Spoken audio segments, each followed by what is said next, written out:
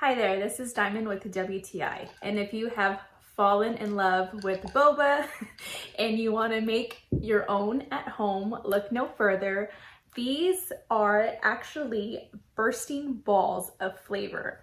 Now this comes with a 3-pack. This is the passion fruit, and as you can see here, one of the favorites is strawberry, and also it comes with mango. So I'm really happy that I did purchase these. We save a bunch of money making our own drinks at home. Let me show you them a little bit closer. So keep in mind, you do want to refrigerate these after you open them, but as you can see here, they don't melt in the drink. They're not going to break.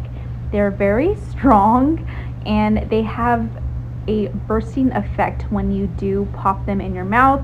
It's oddly satisfying. These are really good. My daughter does not like tapioca and I wanted to have her feel included. But as you can see here, you can mix this with regular tea, lemonade. It's just the flavor of these bursting balls that taste amazing. So if you're looking to get creative and make your own boba drinks at home with these bursting flavors, I do recommend these.